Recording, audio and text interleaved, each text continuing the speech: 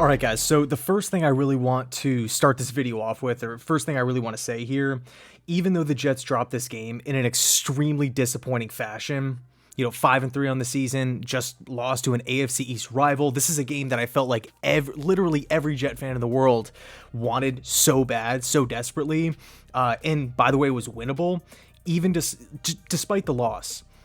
The Jets are in a really favorable position moving forward. Okay, again, late October here, a couple days until November, and the Jets are 2 games above 500. Buffalo Bills next week, bye week, extra time to prepare for, of course, the New England Patriots. So the Jets can get back on schedule. Again, 5-3 on the season. I didn't think the Jets would be at 5. Honestly, I did not think the Jets would be 5-3 at this point in the season. I felt like a lot of the wins would come later on against teams like Jacksonville and Chicago and Detroit. But with that said, I mean, I'm almost at a loss for words. I really feel like the three reasons why the Jets lost today were evident. They were clear. Everybody knows why. First off, quarterback play, or I guess lack thereof. I know the final stat line for Zach Wilson might not look so bad, multiple touchdown passes, over 300 passing yards.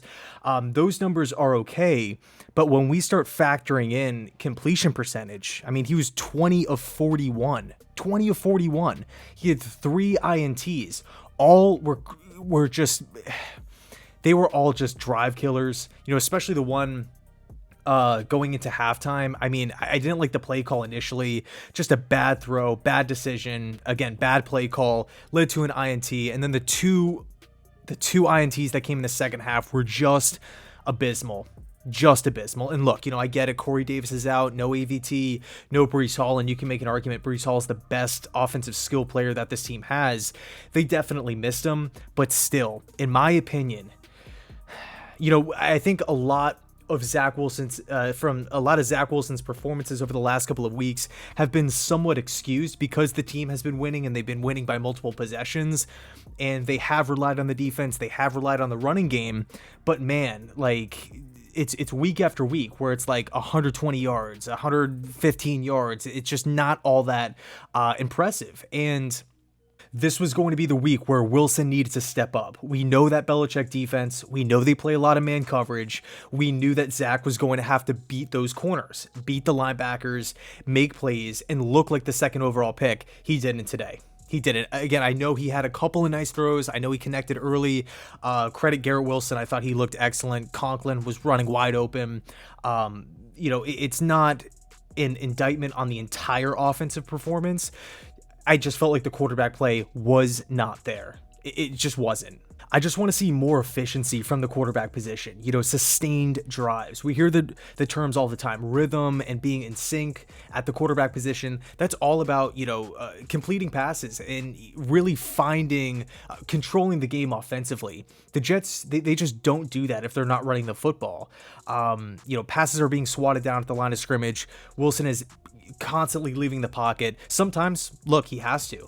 Sometimes, credit New England, by the way. Matt Judon was all over the place. Absolute playmaker.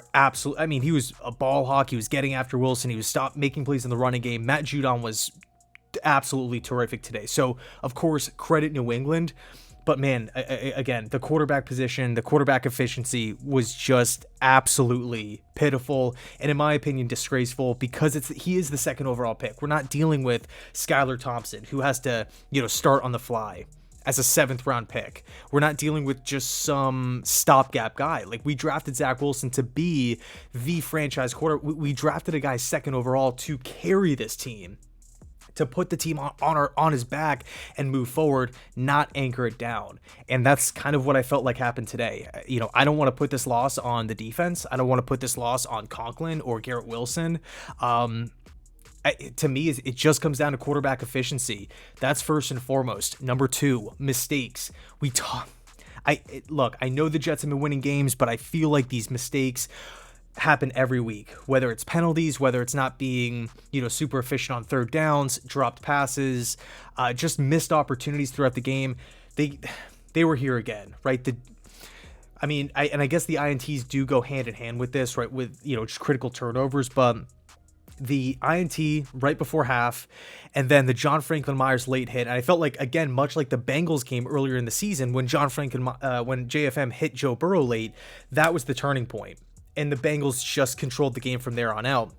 Same situation here, again, subtracting that last drive where, the almost, essentially it was garbage time where Mims, broke off that long play and Conklin had the touchdown. Outside of that drive, it just felt like it was New England's game from that point on.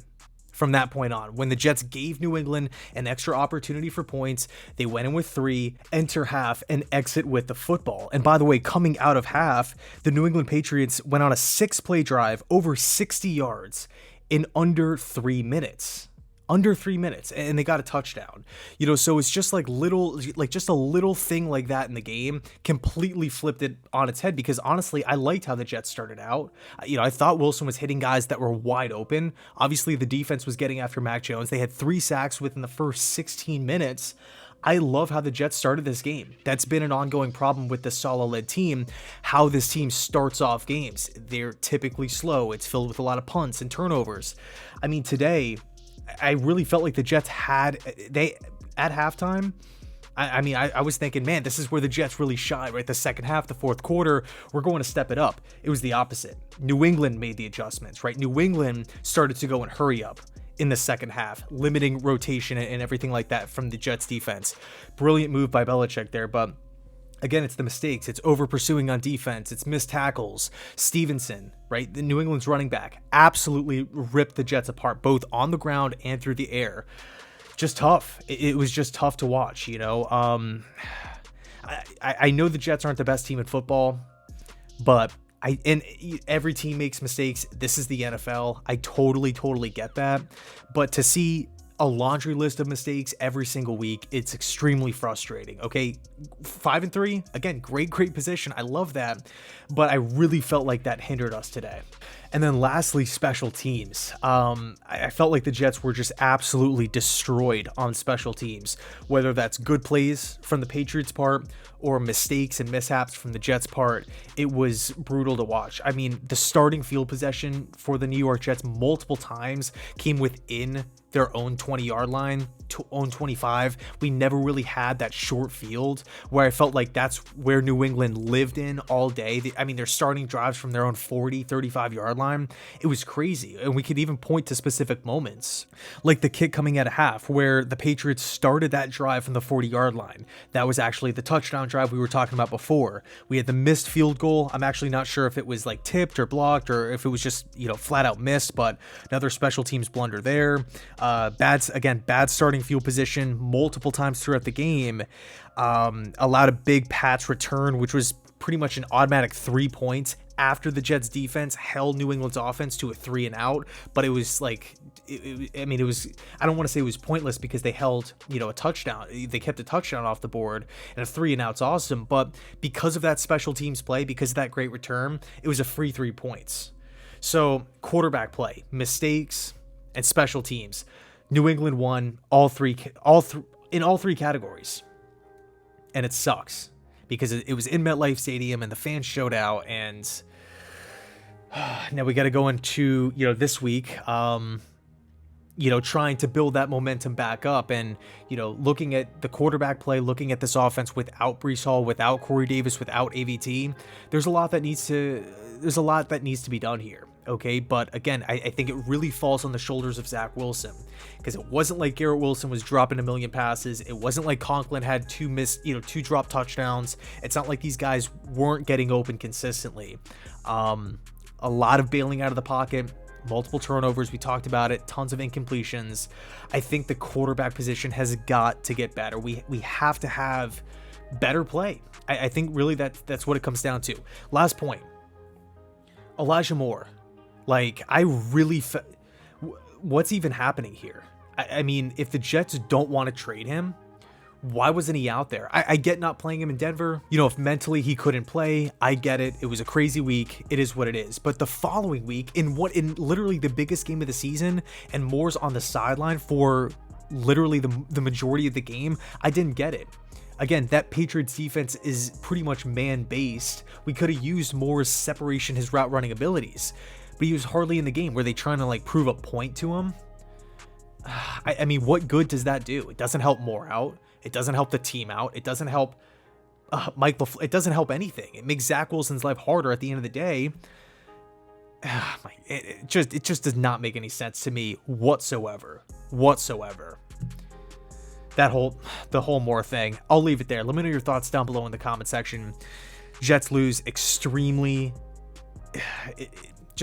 What a frustrating, disappointing loss. Okay, there's so many things to clean up, but I will say this: a lot of the things that did go wrong are in control of the Jets. It's not like we just don't have the talent.